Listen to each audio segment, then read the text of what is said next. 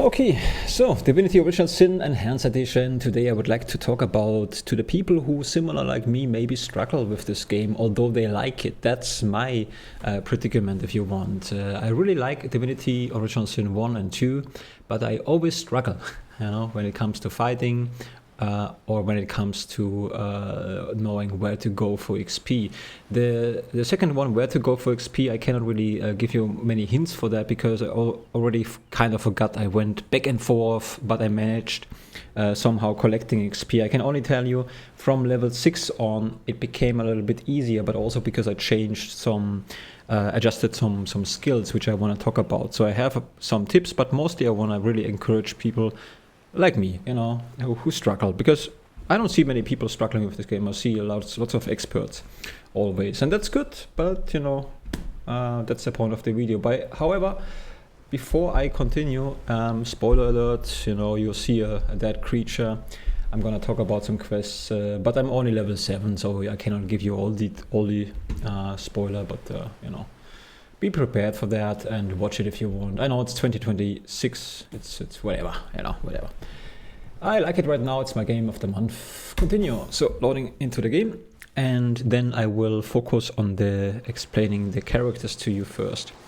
Let's start with from the top down. Let me just see. Okay, looks good. So let's start with my main character. She's a mage. Now she's specialized in witchcraft. If I open up the skill menu, first thing people keep saying that I also watched stuff to get better.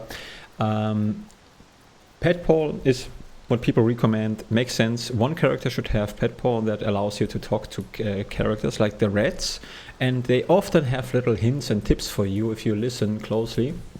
And after talking to a rat, you can also kill the rat if you want, if you can do that, if your heart allows doing it, because your group will get 90 XP, which is cool. XP is very rare in this game, especially at the beginning, especially when you're just starting out. Anyway, I want to just focus, I don't want to ramble too much. So, open inventory. Now, let's go to the skills. So, she's like a mage kind of character. In this game, you can... There are no classes in the traditional sense, but there's more specializations. In theory, you can learn everything. You can be a mage fighter, a mage archer, or whatever you want to be. But it's also good to choose one, one strength, or having one focus on a little bit to get better at one specific task. So with her, I'm focusing on magic stuff. So that's the reason she has a higher intelligence, and she has Geomancer, which is earth magic damage stuff. Pyrokinetic is fireball stuff, and now witchcraft, which is super helpful, super handy. I don't give you the name because I don't want to spoil you who is probably the murder of Jack, which is the reason you want to investigate. You're a source hunter and you want to investigate a weird murder scene, and I think there's a fight ahead of me which I still have to face, and in this fight there is a lot of summoned creatures. That's the reason I stopped basically and thought about how could I deal with a lot of summoned creatures, and the answer to me is witchcraft, which I still have to do. I didn't test it out. So witchcraft allows me basically to summon a skeleton, which is good because usually you have 4 party members and that's about it. You cannot have more than 4. The rest you have to, in the fight, to summon or somehow to summon some kind of creature. In this case, there are more ways. You don't have to use witchcraft, but witchcraft is very cool. I'm gonna talk about why I think that's cool. So during a fight, I can say summon a skeleton, which then I have 5 people who fight against the opponent. In addition, some opponents you can charm, meaning they will fight for you. You cannot control them, but they will fight for you for only 2 rounds. But during the 2 rounds, not just have you in addition another fighter, but also the opponent loses another fighter. Very powerful. And you can charm everybody who has low willpower. And how do you know that an opponent has low willpower? For that, you should not underestimate, people keep saying that as well, is the Loremaster skill. Loremaster allows you to identify items by right click and identify, like in Diablo kind of games. but also it gives you intel, or you can right click on an enemy and say examine. Red's a little bit stupid because it's super fast. Examine, and then because of her higher Lawmaster skill, she can identify or get some intel from the opponent, in this case the red, and it tells me it has a fire resistance -10. That means very vulnerable to fire damage, so I should probably use fire to kill the red. If I would do the same thing, I hope I can do that, right click the red here, which is an exact. I want to attack. Come on. Yeah. So with another opponent, if I do that with him, for example, he has Lawmaster 0. See, I cannot see the talents, and I assume my Lawmaster skill is not very high, and the base skill is 2. The other things coming from the gear. I want to push this further because there might be more stats, more stats which I cannot see of the opponent because my Lawmaster skill doesn't reveal everything because it's not high enough. So I think I should invest a little bit more. So don't underestimate this guy. Crafting I ignore so far. Maybe this is boring. I don't like crafting at all. Maybe it becomes interesting later, but I don't want to go into that too much. So basically, let's go back. You summon in the fight the creature, adding a 5th member. Then you charm someone. Then you have like a 6th member, and the enemy loses 1 member too. So right clicking with her, this is important. If she has the Lawmaster skill, if it's her turn, you should do that when with the character who has the Lawmaster skill, because only if it's her turn in this example I can gather the intel. Otherwise I would need until her turn reoccurs, and that tells you how much willpower they have. Usually summoned creature I figured out, or I think that's true, this is just logical thinking, I'm not 100% sure. Summoned creatures, for example, I killed the spider here, and she summoned some little spiders or whatever, sea spiderling, and they had a willpower of 0. That meant that this spell was very successfully working. For creatures with more willpower, I have another skill which I've never used, but I will try. I will keep that in mind.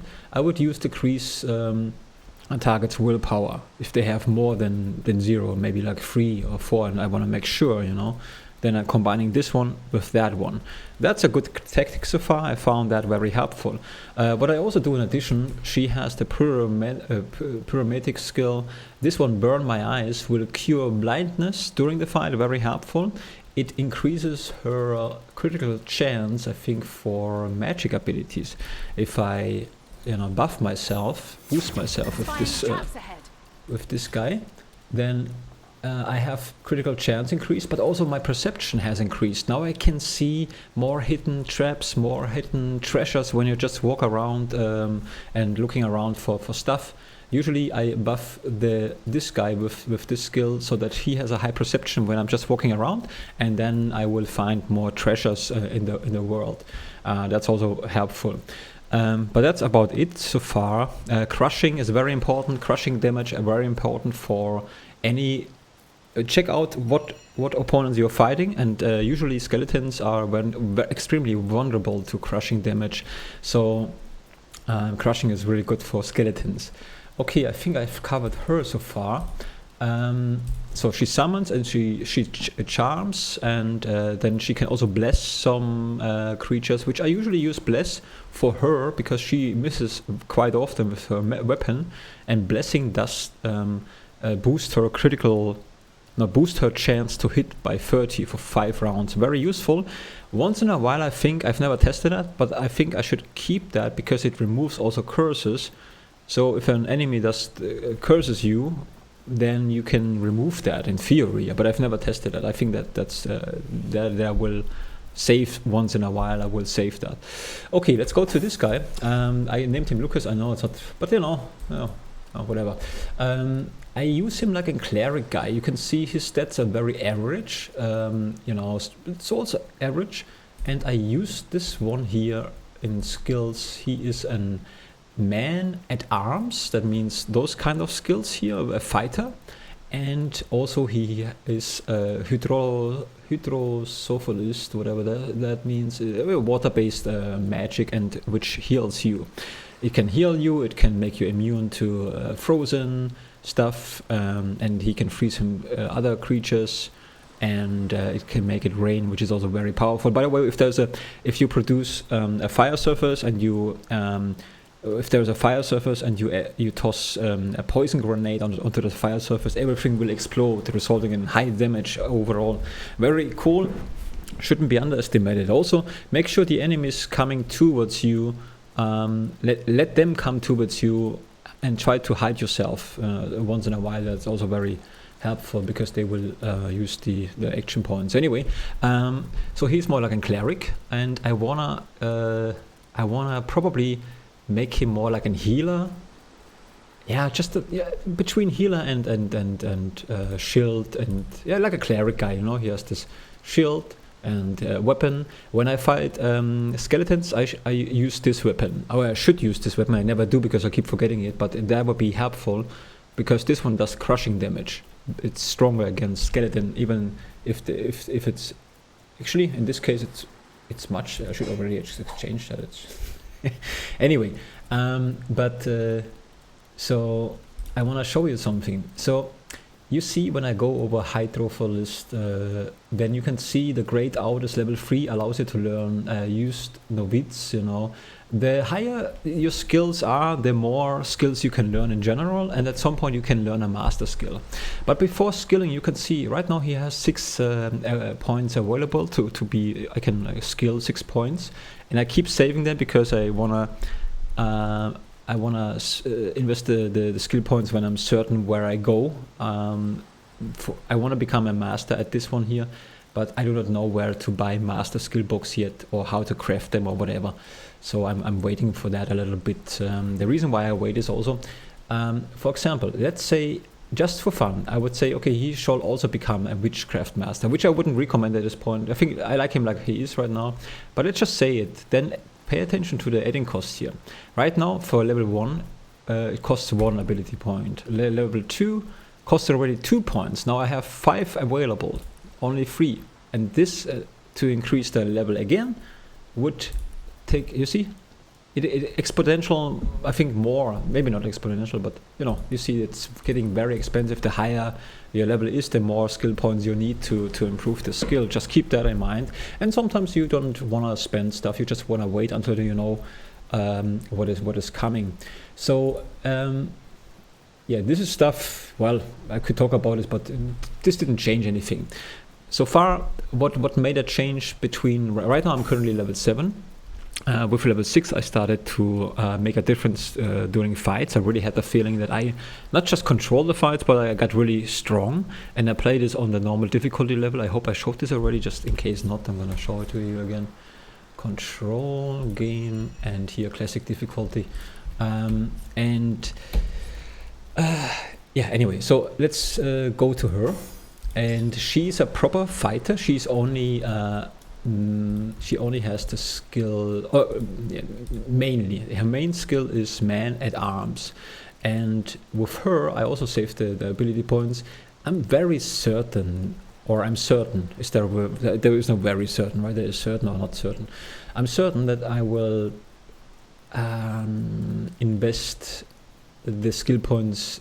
You know, I want to become a master, so I'm gonna go to level 4. I still wait a little bit just in case I miss something, because it doesn't make, even if I put the in here right now, there is not much benefit, maybe a little bit, but I don't have a master book anyways right now, a master skill point. I don't have that right now, so I'm waiting a little bit. I'm careful with skill points. I do not know if there is if you can reskill. I really don't know that, so I'm careful. Also, before I level up, before each level up, I make a level up save. Level up 1, level up 2, level up 3, and so on. Just to in case I want to go back. Yeah. So she's a pure fighter, but while she's not boring though, she has 2 skills. This one here is a knockdown skill, as for a single guy, basically. So So, you know, then during a fight you can knock, smash down your enemy, yeah, knock down for 2 turns actually. That's very helpful. But sometimes enemies, I'm gonna separate them a little bit, I'm gonna positioning them for you. They are, if you're lucky, they're gonna look a little bit like that. So let's say this is the fighter and I'm fighting those 3 other characters. Let's just say, assume that. And I would attack the last one. You know, it doesn't work in this case. Also, a control doesn't work. I cannot attack him. But let's just say you would go through that line like that with this skill. Then you have a chance of knocking over all 3. Most likely not all 3, but in theory you could. And so that will result in 1 round, enemies knocked down, and you have a round 3 basically almost. So that's very powerful, and you should use it like that. This one also is a skill which is extremely good against anything which it makes a difference when you use it. When crush weapon is crush damage is used on an opponent with crush weakness like a skeleton. It really is powerful. I really realized that. And this one is also cool. When I activate that, it boosts the whole area here of my friends. Now they have +1 strength, +1 dexterity, +1 intelligence, +1 constitution. Very, very useful. And sometimes if another character is basically under stress or very fragile, then you can, if you're lucky, you can taunt the enemy so that will, distract enemies, and they will make only her, you can read it for yourself. I'm not so good at explaining this one here. I forgot one thing. Let me just get back together here. So I gotta go back to my mage for a second quickly. So the mage can summon one, right? And now spoiler time a little bit. I want to show you here this guy. Got a special skill book from a quest, and the quest is called, again spoiler alert, is called the Headless Nick. When you successfully finish the quest, the Headless Nick, then you will get a present, which is a skill book. And so basically this guy. So the quest starts like in the starting area of Scythial. In the south down below there is a theater area where you find a headless head just talking, and in some way you will manage to basically collect the head, and then he will ask you to bring him to the western side of Scythial, in the direction where some orcs are, where the captain orc is. There is a cave which I am in right now, and there you will find the Headless Nick. And if you reunite his head with his body, then he is going to be so thankful. He wants you to kill somebody, but he will give you a skill, and he basically makes you summon him. Well, his present is that you can summon him whenever you want, and this is a skill book you get. And the first idea was that I wanted to have her, because she does witchcraft, I wanted to give her the ability that she could call, that she could call the zombie, the Headless Nick, But the problem is, if I summon one, and then I summon another one, no matter what creature it is, the first creature will disappear. So it doesn't allow me to have 2 summoned creatures at this point in time. Maybe this will change in the future, I do not know. But at this point in time, it's not possible. So I gave him, Lucas has the ability, here if I go to the specials, where are the specials? Here. He has the ability to summon Zombie Nick. And Zombie Nick, now basically this results in, when a fight starts, I usually start out with that. I buff myself with this little thing here, and then I somehow initiate the fight with one of those abilities, and then the fight starts, and I choose usually summon a creature or charm a creature, and then I have +1 then when his turn is another creature, you know. And the zombie Nick is very powerful because he has a special which comes with a limb. He tosses one of his limbs onto the opponent, causing crashing damage, and that is again very powerful against skeletons.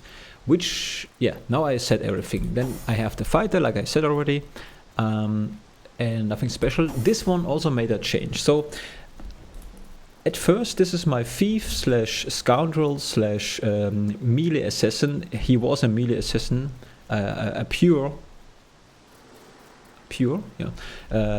melee assassin at first, because I really thought that I want him to be a full scoundrel. Like, she's a full fighter, a full scoundrel. I don't know if I pronounce it correctly. And that the idea maybe was good, but the problem is that I don't have anyone who can use bows or crossbows, and basically I don't have an archer. I always thought, well, if I need an archer, I will just exchange him, but this is actually not convenient. And then I thought, okay, well, I was level 6. I had Scoundrel 3 and some points available. I put it 2 points into Expert Marksman, which makes this guy also an archer. And it makes sense for him because he has dexterity, a higher dexterity level. And both Expert Marksman and Scoundrel, they benefit from high dexterity. So what I do with this guy, I go before in the fight, I boost his with haste. This is his Scoundrel skills. His ability to move longer distances and recover more points, HP points, action points, and then I go invisible. During the time, right now this is fast, but in the fight, 5 rounds is a lot time you can do. I can either attack with my normal daggers if I want to make the opponent. Also here is another knockdown thing. Make the opponent either blind, which is also very powerful. Knocking out, poisoning him, or do some kind of melee attack. But sometimes opponents are so strong you don't want to be near them. I faced like an abomination kind of thing. You don't want to be near abomination. What you would do then, or what I do then, is basically while I'm invisible, I just exchange my weapons. And here's another tip not from me. I didn't figure this out by myself. From people.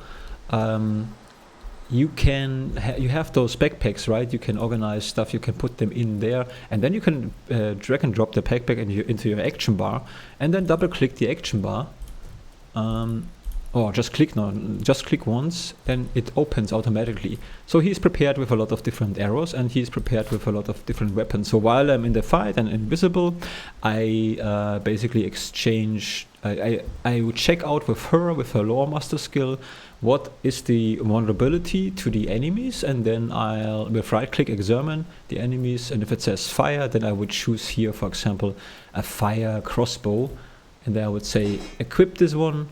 He's equipped already, and then I could attack the opponent if I want to, and that makes him very powerful, and having the ability to change mode with this guy actually makes a difference. And not just that, with 2 points into Expert Marksman, I was able to learn this skill, which is very cool if I use that here. When I go, in this,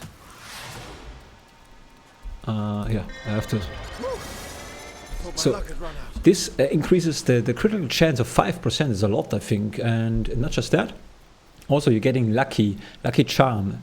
Sometimes I use lucky charm before I open some chests, because lucky charm sometimes results in you getting an extra item. So sometimes I use it, but sometimes it's also a little bit too tedious to activate it before. But once in a while, before I open a big chest, I always turn lucky charm on to make sure I get the best outcome of that. Yeah, this is very skillful, very useful. Then I have this one in addition. Now I can remove blindness, and increase my the removing blindness is the more important. Now I have 2 characters which can remove blindness. She can and he can.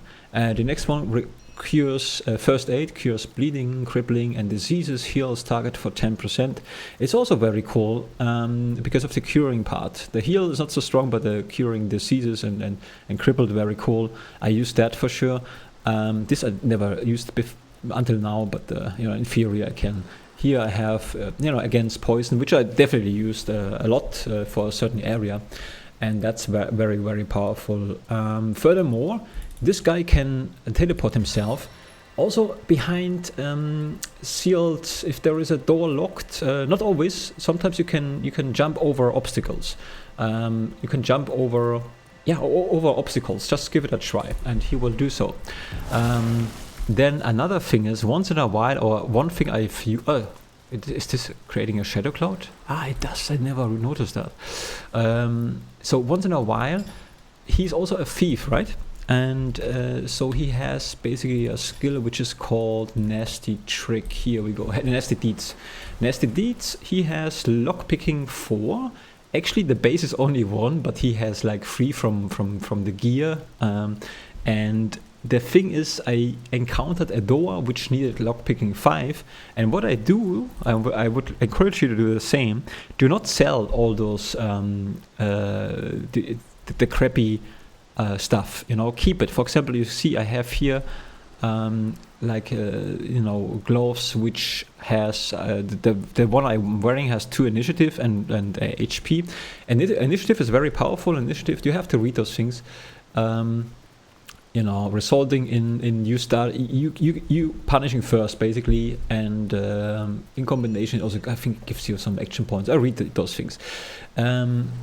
Anyway, so basically when I face a lock which I cannot open, then I basically exchange my equipment. Then I open the door or treasure or whatever, and then I change back to the other equipment. So keep those things in your inventory. You don't sell everything, just keep some of them in your inventory. I also keep the crafting stuff here. Everybody has a task. He's kind of the crafting guy, but I'm really not crafting much. I don't sell it. I think it might be worth for later, but whatever. Crafting is not something which inspires me much, to be honest. Anyhow, that's very useful. Let's go to the next and probably the last advice is not for me. This is people say that, and first I thought, hey, that's super stupid. I don't want to do that. That doesn't sound like a role-playing thing you should do. I was just thinking that's bullshit, man. Basically, you can steal from merchants in front of the merchants and then resell it, which I'm gonna do for demonstration purposes. At first, it made me not angry, but I was thinking, what the hell, But I did it, and it didn't bother me so much, I was thinking, what? Maybe I'm wrong. Maybe it's just a game. I shouldn't be too serious about it, But anyway, so let's go. You don't have to do that like I did. I just did it because I don't know why. So this is my thief, right? And this is important. He needs to be invisible if you want to do it in front of them. Otherwise, you would use sneak, but the sneaking doesn't work because everybody is watching you. Sneaking only works when you're behind the back or something. But he can get invisible. And then pay attention to the names, what I'm gonna steal. You can see the red hand means I'm stealing stuff. So I'm gonna take he who smells it. I take metal shield. I take training sword. And some bread, why not? In front of her. Now I'm gonna talk to her. And I'm looking for, where is it? He who smells. Metal shield. Training sword. Okay, this is my transaction, this is my offer, and here you have it. So now I have more money. I know, do it, and no one cares. No NPC they don't react to it at all. So you can see it's a little bit dumb, but it's, whatever, It bothered me at first, but maybe I don't want to ramble. Do it or don't do it, whatever, it's your choice. People said you should do steal all the paintings and buildings, and so to get quick money. Which, yeah, why not? If you struggle with that and the NPCs don't really care, it's one option. Also, when you enter restricted areas with your characters, you also get XP. So you're getting XP from a lot of things. Speaking of XP, I cannot recall exactly what I did because I went back and forth.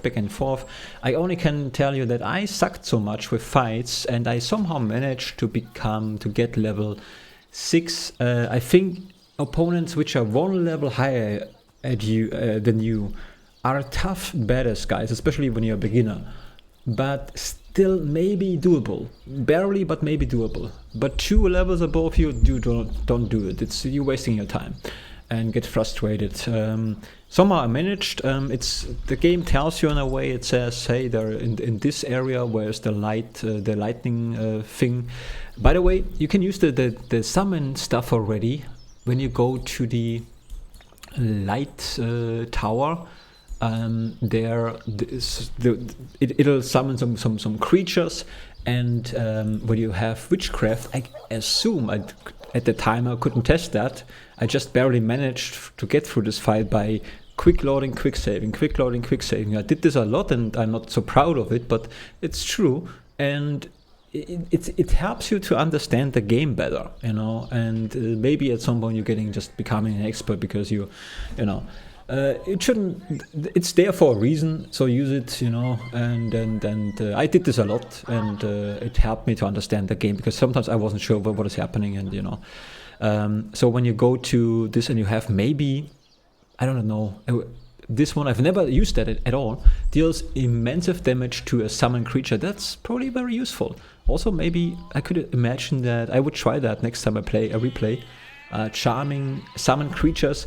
I also think logically, I cannot confirm at this point, but I think the game's logic is that summoned creatures have a lower willpower, which would make sense. It makes sense to me because the lower the willpower of a summoned creature is, if you summon a creature, you don't want the creature to be independently thinking and have its own will, right?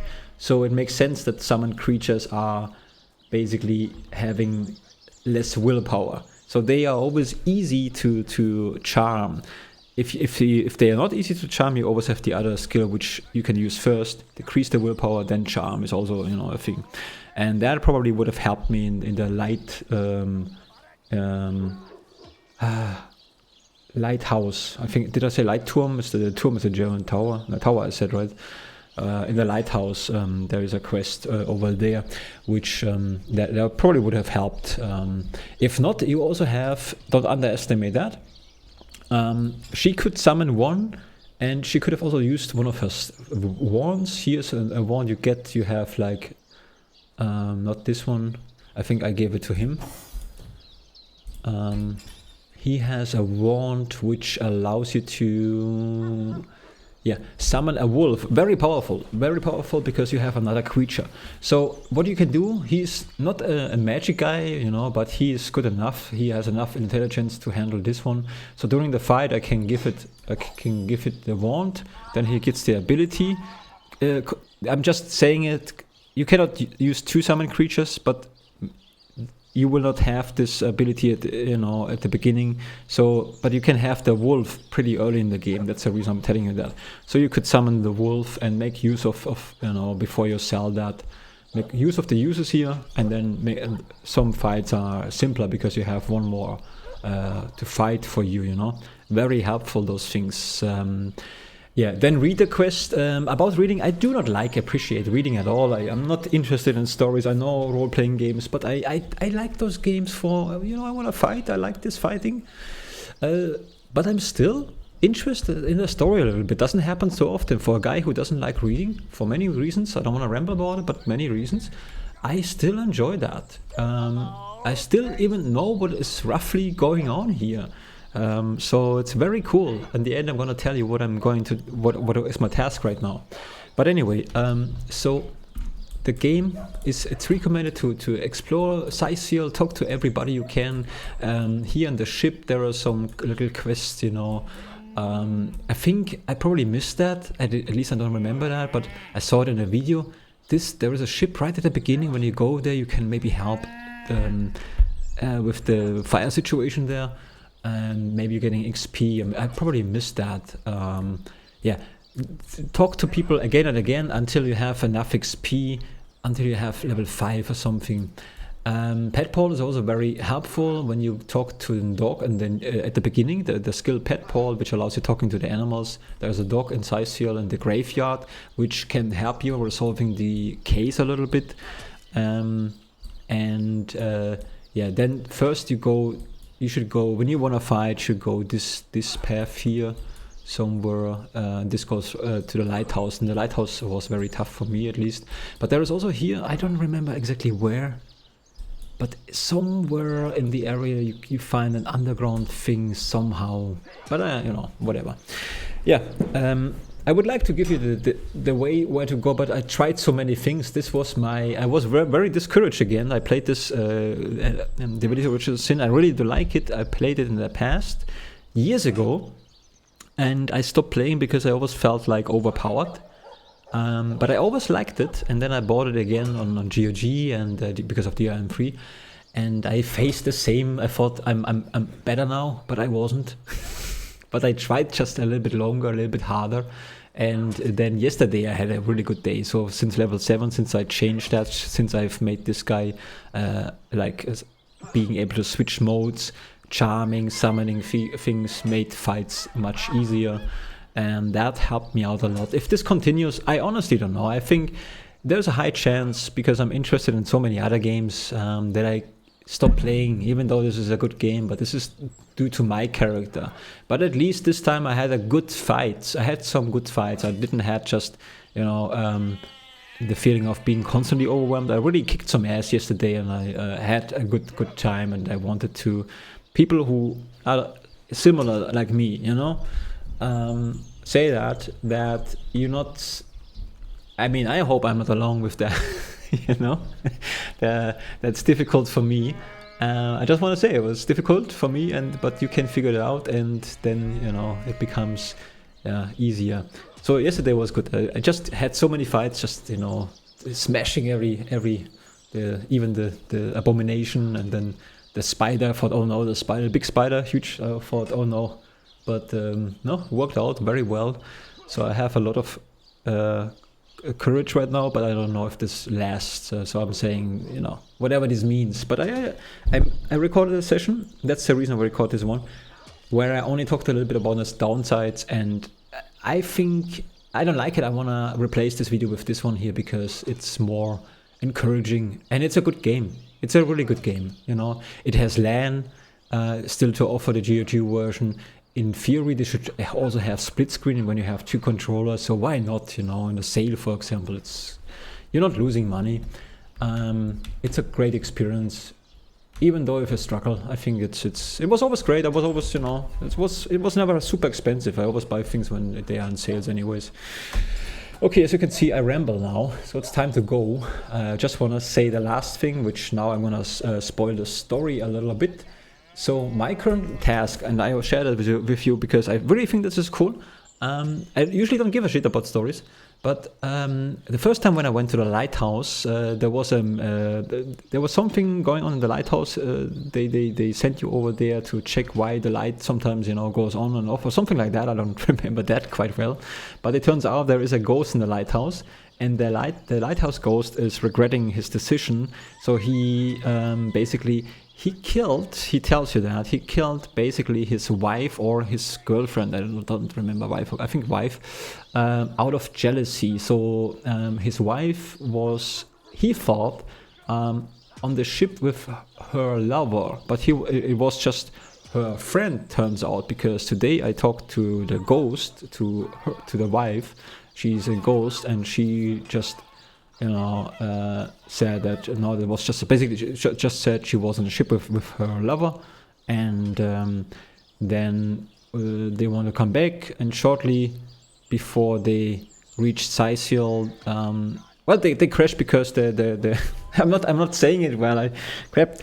But basically the lighthouse ghost basically turned off the lighthouse lightning, and because of that the ship on purpose, the ship basically sank, and he did this out of jealousy, and now his wife goes to the lighthouse ghost, and that's where I have to I really I you know what, forget it, but you know, at least I roughly get the idea, and that's good for me, so it makes me happy. It's interesting. I want to see what is happening. I want to see how she reacts to him now. For that I have to go to the lighthouse and see how she reacts to him. Anyhow, so that was my little thought video on that. Yeah, that's about it. I don't think I'm gonna make another one. Not needed. No one cares about this. It's an older game anyways, but I just had to do it because I appreciate it. I liked the encouragement from yesterday so much. Okay, that's it. Bye bye now.